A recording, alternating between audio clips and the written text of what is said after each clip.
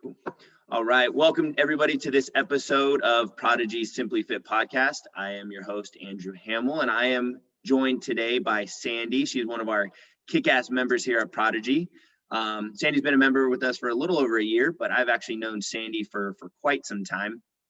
Sandi and I go way back in the fitness industry. She used to be a member of a gym that I used to be a part of. So Sandi and I know each other for a long time. But no, I wanted to bring Sandi on. Sandi is one of our most consistent members. She joins virtually now. She's joining from our home, but she joins us at least 6 days a week, as well as a ton of other things involved with dance and things like that. So I wanted to bring her on to talk about kind of her goals and her visions, but then most importantly, like what helps keep her so consistent with her fitness journey, and she can give a few tips and tricks that she has with that. So thank you so much for joining me today, Sandi.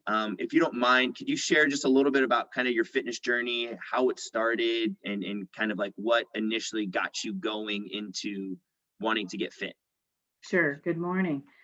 Well, my journey has been long. I'm a little older now, but I was thinking about this and realizing that my journey started pretty much in college. I would say that prior to that, as Andrew mentioned, I am very involved in dance, and I got involved in modern dance in high school. It was offered as an option or an alternative to general PE, and I was not interested in general PE. So I thought, well, I don't know what this modern dance is, but I have taken other dance classes at studio, so let's try it. And it ended up becoming my favorite thing in life. So I took dance as my fitness in high school and on into college. But I realized early on that dance classes alone were not keeping me fit. And so I needed something else. And in college, I put on the freshman 10, 15, 20, and have struggled ever since to get it off. And I used to be able to eat whatever I wanted because my activities were enough, with the metabolism at a younger age to let me to do that. And I learned pretty early on in adulthood that was not the case. So I started in college just trying running and didn't really care for that. I still try that every once in a while just because I know it's a good exercise, but I never got that runner's high that people say. And I just never found that love for running. I like the short distance running that is involved in the gym workouts. I am fine with the short sprints and that kind of thing. And I actually kind of enjoy those, especially if they're, challenges and things, but running for, several miles at a time is not my thing. So let's see, the next thing that happened after college, I started working, and it was at the time of the step aerobics and jazzercise. Mm-hmm. And so met some people at work. I work at Kaiser Permanente and did at the time as well. And there were several of us that wanted to work out together. So we all joined. I think it might have even been 24-hour, I think back at the time, 24-hour fitness it was called. Yeah. And took step aerobics and did that several times a week. It wasn't every day. And I realized, over time that I needed more than just 2-3 times a week to be able to keep up with what I wanted to eat. And, the younger years was a little bit more active on the social cocktail scene as well. Yeah. So that was all involved, although we did go out dancing. So that was part of the fitness thing too. So I kept up with the gym membership ever since, right out of college. And so that was kind of the beginning of the fitness journey. Then, cut forward, at least 10, 15 years, still going to the gym, just a traditional gym, like a YMCA or a 24-hour, and doing my own thing. And I got even away from the fitness classes at that point and did my own, jump on the treadmill, jump on the elliptical. Elliptical came in around then. And as Andrew knows, and many of the others know, I love to read. And those two pieces of equipment allowed me to read while I worked out. So that kind of kept me happy in two ways, killing two birds with one stone. Right. So I was able to read and do that. And then over time, I realized, this is not enough just to, people would say, well, how can you do that? How can you read? You must not be working out very hard. And it probably was somewhat true, even though I did push myself, with the speed and that kind of thing, and the resistance. So what happened next, as Andrew knows, is that I've been in the computer systems consulting world for a long time. And around about the change in my fitness journey was the gentleman that I worked for as a consultant. This was after I left Kaiser. Worked for him for many years, and he got tired of the consulting world and sitting doing projects for companies, and said, "Hey, I'm gonna buy a franchise, and it's a sports performance training business, and I want you to do it with me. I want you to help me run it." And I was like, "Oh, I don't know, this is your dream, not mine." And it was all focused around sports and athletes, and I never considered myself one of those. And I was a dancer, and I don't follow sports. I mean, occasionally I'll watch golf or something, but I don't follow football. And these were all going to be, jock heads or whatever they say. Right. So, but he sent me to I think it was a 2-week franchisee training. He sent me ahead of him going. I mean, he went for business reasons, but then not for the training. So I attend this training, and I get so excited about just the energy behind this business and the excitement of being involved in a startup. And so I said, okay, let's do this. So because I became, an employee of a fitness, and it was the goals are around speed, power, and agility, and it was for athletes. So the target market was from eight and up, and a lot of focus on professional athletes and helping student athletes become faster and more agile and do well in any sport. And then kind of, unfortunately, as Andrew knows, the adult piece of the business, adult fitness piece of the business wasn't really their focus. Right. However, they did decide to add that piece on, which I think ended up becoming a very positive thing. We offered it from the get-go, the site that I was running. And I felt that because I was an employee, that I needed to represent the business, and I needed to be fit, and I needed to show that I also participated in the services that we offered. So I attended, like I am now, at least 6 days a week. So at least one workout a day. Sometimes I would do a couple. I do one in the morning and one in the evening, but you can't do that forever. And these workouts are very much like what Prodigy does, which is, there's turf, so you've got room to do some agility movements, side to side, lots of things that are important for adults to be functionally fit. Right.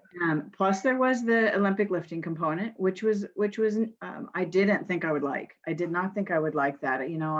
There was a different mentality in my growing up with the people that lifted weights, because back then it was more about bodybuilding for show, right? And to be able to say how much you could lift and that kind of thing, competition. And yet once I started learning how to do the Olympic lifts and the various other lifts, I enjoyed it. And I was complimented on my form. And I believe that came from all the years of dance, because when you're dancing and you're rehearsing to perform, you do need to pay attention to the detail. How does something look? And so it seemed to come natural to me to watch and replicate what I was seeing in the form. So, okay, so we're almost to Prodigy. so then that was called Velocity Sports Performance, that business. And after 5 years of really trying to make this business successful, there was a lot of reasons why it just didn't make it. It was right after the .com bust. There are a lot of, it was kind of right in the middle of that, actually. There were also a lot of student athletes whose, first of all, we had to educate them what this business was and why they needed it, why we thought it was important. And most of the parents put their kids in sports all year round, whether it was the same sport year round, they would do their school season, then their competitive season. There wasn't time.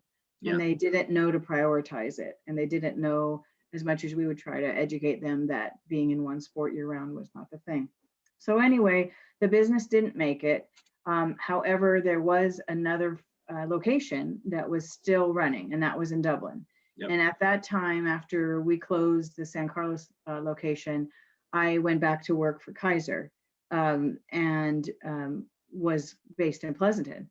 So it was convenient for me to go check out the Dublin location. And I'm kind of, I think Andrew might have been the coach that coached my first class. And I did not divulge that I was a Velocity employee.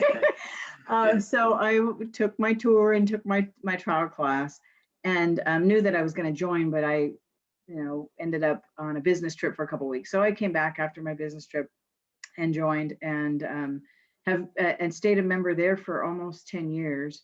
And that's where I met Andrew. He was the head coach at the Dublin location. And so it was a natural for me to continue to want to work on the cross training type classes. Yeah. So it was no longer okay for me to just be on a treadmill or just be on an elliptical. I needed the mix of all of the movements and the weightlifting and the resistance training and that kind of thing. So after a number of years at that location, of course, they stopped being a Velocity and became a private business. And then they ultimately turned into a CrossFit gym, which really kind of turned me off. But I stayed for a while because I felt like CrossFit was back to the competition mentality. And I'm getting older at this point, and a lot of the workouts were just making me sore, and people would brag about being sore all the time, and as if that was a good thing. So after some changes were about to happen that I did not like that were going to be happening at that gym, it was finally time to decide to look for something else. And I had kept kind of tabs without Andrew knowing, like we always knew where he was. And that he had a gym. So a woman that I had met, Laura, had met at the Dublin gym. She and I decided to try out Andrew's gym, Prodigy Fitness, and the rest is history. So it's been, like he said, a little over a year, probably a year and a quarter or so that I've been going to Prodigy, and I'm super happy. The environment is great. The people are great. I love the heart that it's very evident that Andrew puts his heart and soul into this business, and it's evident in everything that he does. And it's not just a workout. It's really, I mean, it talks about the Prodigy family, and it really does feel like family, because there's way more to it than just working out. So. No, well, I appreciate that. Yeah. So talk to me a little bit about kind of, well, one thing I wanted to bring up, you had said, and I think it's a point, is that, I think in fitness, right, it's so, kind of like opposite end of the spectrum, right? Like, at least I know I hear it all the time. It's like, you have to do this or you have to do that, right? And I think that one thing that you said, and I think we're kind of leaning towards, is that, all of these different activities can be very complementary to each other, right? And so it's very much the idea that I don't, that dance can be very much a part of my fitness journey, as well as strength training, or, whether you like it or not, going for a run and things like that. Like, it can be very complementary, and you don't have to, live on one end of the spectrum and never, kind of approach the other end of the spectrum, which I think is one thing that people kind of struggle with, is that, I can only go run, or I should only lift weights. And it's like, no, you could do both. You can do all of them. They all have benefits, and they all have, things that really help. So what do you think has kind of, over the years, other than, you kind of touched on a little bit about, being involved in the fitness industry a little bit in terms of, the business side of things, what has kept you motivated, right, to continue to, for example, with us, like, show up every day, virtually? Like, what has kept you motivated? That one, it's kind of a little bit of a funny answer. I grew up Catholic and went to Catholic school for most of my childhood. And there's this thing called Catholic guilt that is kind of pushed into you. And as much as I have tried to remove it, I don't even practice that religion at all. It's still there. Okay. And yet I feel like I use it for good now. Yeah. I try to convert that to, I feel like in the beginning, it was the guilt. It's like, you got to do this, your body needs this, your health and fitness need this, but I like it. So I think that's important. It's important to find something that you want to go do. It's not like I Yeah. have to work out. There's a very, very few days when I feel like, oh, I'm not really feeling this today, but it doesn't take more than a few minutes before that's gone. And I would say that is minimal. So it's very important that you find something that you're going to want to do. And Yeah. if you're dreading it every day, then that's not your thing. For me, running is not my thing. Right. And if I'm okay to maybe sign up for a 5K once or twice a year because it's for a cause, and I can run 3 miles or run, walk, or whatever it might be.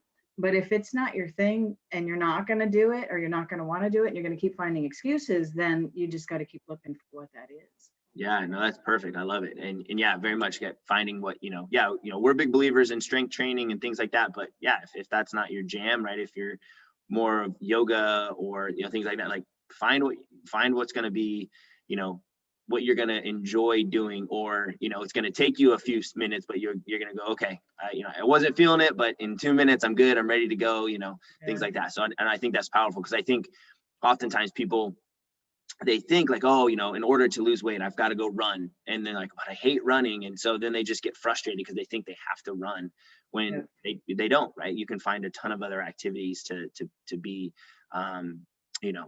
healthy. Absolutely.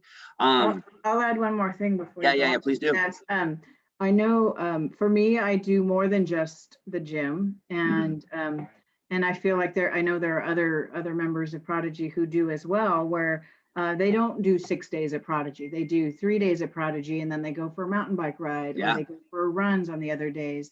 And I think that's great. For me, I think what's worked for me for probably the main reason, I have to admit, that I do work out is to not gain weight. It's like I want to maintain or lose weight. That's kind of always been my goal. I stayed at the same weight for decades and knew that it was 10, 15 pounds more than I should be, but I was content to not go up and, to maintain at that. Ironically, during the quarantine, I actually lost 10 pounds and have kept it off. And part of that was a challenge that Prodigy offered that was a combination of workouts and lots of other activities, including diet related activities. And, and the fact that I'm not eating out, I was eating out for lunch every day when I was going into the office. And even though it was making choices at a cafeteria versus a restaurant, it was still, food that wasn't as good for me as what I'm preparing at home. Yeah. The other thing I wanted to add on is the social aspect of the gym. Even though I'm attending virtually, and I've only been in once since the quarantine, is that it's my social part of my day. And so I don't want to miss that, even though it's virtual. It is, I live alone and I work at home. So I love that aspect of it too, and being able to work out with others. So. Yeah, and I think that's huge, right? And I think, and I know you mentioned Laura previously, right? And she's another one of our kick-ass members who you guys will probably hear from soon. I'll rope her into this as well.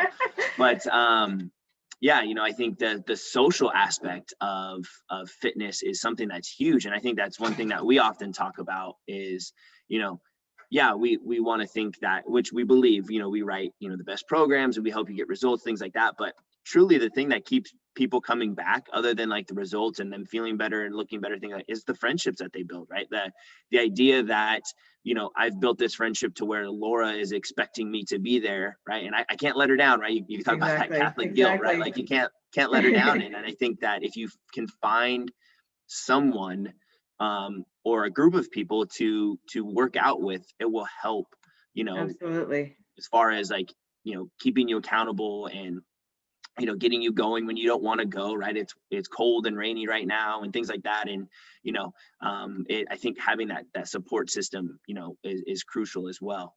I think knowing how you're going to feel afterward also.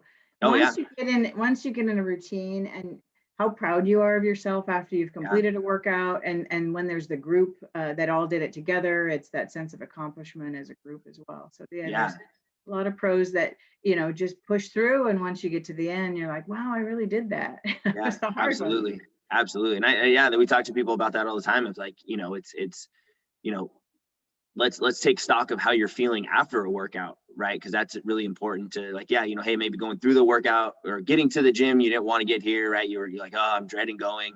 But you get there, it's a little bit of a struggle getting going. But once you get going, you're moving around, you're feeling good, you're interacting with everybody. And then when you leave, you're like, wow, like I feel really good. Like let's take stock of that feeling, right? And let's replicate that every single time. And I think that's huge as well, right?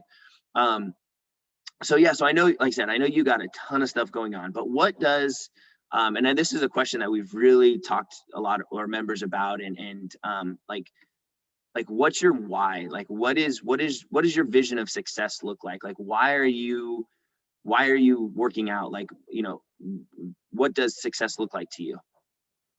Ooh, that's a good one. I don't know how to put it succinctly. I'll just start talking and see what comes out. Yeah. I think the initial why is the main maintenance of the kind of the underlying why is maintaining my weight and my fitness. My why I do that. I want to keep dancing. I want to keep dancing for as long as I can. I don't want to say my age, but I'm way beyond the age of a performing professional dancer, and yet I'm still able to be involved and to I want to continue to choreograph, and there's potentially performance opportunities for an older dancer. It's becoming more and more acceptable, and I feel like I need to be able to do the things I want to do. And the main one is dance, and being fit helps me. I've seen it in the last 20 years that I actually am more fit than the 20 somethings in rehearsals, especially if there's some endurance related choreography, and they don't do these kinds of workouts. So that says something to the types of training that is offered, is that doing the full body functional types of training are key to any movement related lifestyle. I also think that as you age, you need to. I sit in a chair all day. I sit at a computer all day. So I also have a Fitbit, and I go walking, and I know that if I sit in the chair too long and I don't get up, it hurts, and things are sore. And this type of workout that Prodigy offers helps with all of the motions that your body needs to be doing to counteract all that sitting that most adults do.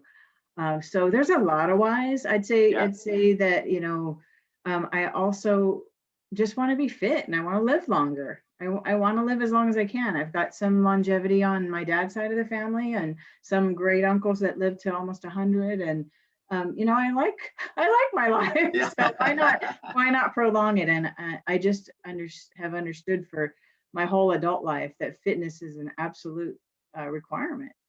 Yeah, no, and I think that's crucial. And like I said, that's one thing that we've really focused on with our members this year is figuring out that why, because that gives you that kind of backbone of, like, literally, why are you continuing to come to the gym, right? Like so knowing your why. And I think that would be a piece of advice that I would have for somebody is, figure out what that is. Like, what is that underlying reason that you want to go running, or feel like you need to go running or lifting weights or whatever it is. Like, finding that why will help keep you motivated, to, especially, when the days are dark and cold and rainy, or maybe your social system, your buddies kind of canceled on you, but you're like, nope, I still got to go do it, right? Because I why.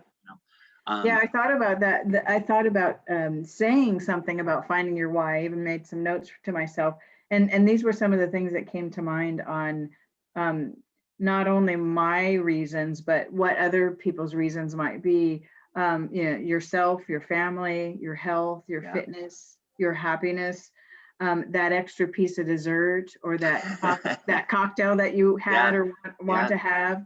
And I totally agree that you've got to have a reason and you got to keep it in the forefront. You got to keep that, um, keep that there so that it's keeping you going, and find your how also, like that friend or that accountability Yeah. partner, if you need one, that will keep you, making it happen. Yeah. No, Showing awesome. up. Absolutely. No, I agree. The trick is to show up, right? And Right. once you get yourself there, you're going to do the workout. You're not going to, stand on the Right. sidelines. And the coaches are going to help you. They're going to help you to get through it and to do it at your own abilities. Right. Yeah. And it's very much like, like you said, right. It's the trick is that step one, right? Showing up. And then step Got to two get there. is kind of being smart about it, right? And not going, hey, I haven't done anything in 4 years. Let's go run a marathon today, right? Let's be smart about it. Like let's take, Exactly. baby steps and slowly progress and build on those steps and constantly kind of place little milestones for ourselves so that way we're constantly seeing success, because that's going to get us motivated, right? Like you had mentioned before, kind of that kind of the motivation by achievement, right? Like if I'm achieving these small goals that slowly are building on each other, right, I'm gonna be more motivated to keep going so I can achieve that success, right, and feel that sense of accomplishment with it. But ultimately, yeah, I think taking that first step is just showing up, and just Right. even if it's like, hey, I'm gonna just go for a walk, right? I'm gonna lace my shoes. I don't care where I'm going. I don't know what I'm just gonna set a clock for 5-10 minutes. I'm just gonna go for a walk, right? Awesome. So another thing related to the weather and the cold and the winter and that kind of thing. I mentioned my Fitbit, and I try to do about 5 to 6 miles a day.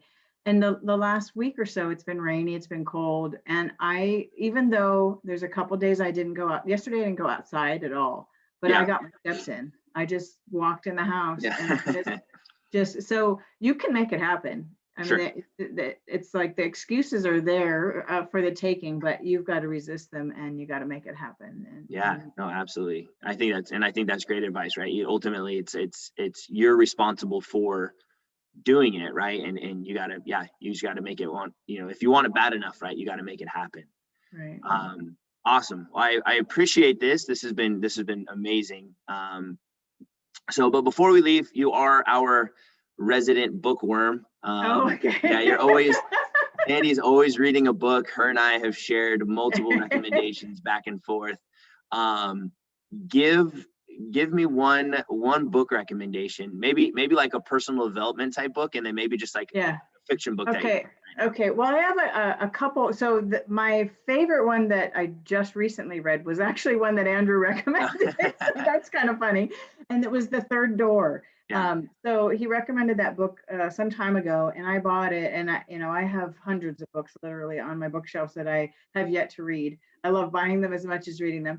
And so I finally got around to The Third Door, and along the lines of wanting, trying to figure out your why in life, and knowing that it's kind of a parable, or it's a young man's story, true story, about finding.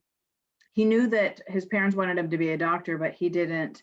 Yeah. He realized as he was in college that he wasn't feeling it, and yet he didn't know how to tell them because they were footing the bill. And ultimately, he went on this journey to try to find out what made people successful. And Yeah. he interviewed a bunch of people. And it's a really, really great story. And I don't mean story as in fiction. It's a really good true story about his journey. And you can easily translate it to your own journey about what it is that you want in your life and how are you going to go about getting it. So lots of life lessons from some of the successful people that he interviewed. Another one that's still motivational, I'm not going to remember how to pronounce his last name, but Search Inside Yourself was a book written by a guy that worked for Google. I think he might still work for Google, and he's like the chief mindfulness officer or something like that. He does something along the lines of just helping people find their reason, I guess, and to be motivational, positive people. And the search word had to do with Google and the fact that they're a search. Right. So it's like search inside yourself. And one of the things that stuck with me about that book was a lot along the lines of some of the issues that we have in the world right now with people in equity. And he said that when he walks along the street and he approaches someone that he doesn't know, he has taught himself to think, what can I do to make that person happy? And all I want to do is make other people happy. And if we all had that mindset, the world would be, a better place, and everybody would have, just be more get along better. And I don't know that I don't know that I have a non-motivational recommendation at this point. There's a lot of authors I like. I like mysteries and things like that, but and drama and so forth. But lots of motivational stuff for sure. Yeah, no, awesome. I appreciate that. And so yeah, if you guys are listening to this or watching this video and you guys need a book recommendation, always make sure to reach out to Sandi. She'll give you one for sure. Exactly. Join the gym, Sandi, and I'll share. Absolutely. But no, I appreciate your time. I appreciate you taking a few moments out of your day to sit with me and talk about your journey and give some advice for those who are listening to this podcast. But yeah, hopefully you guys enjoyed this podcast. If you guys, as always, have any questions, don't hesitate to reach out. And I will at least see you next week. Have a great day, guys.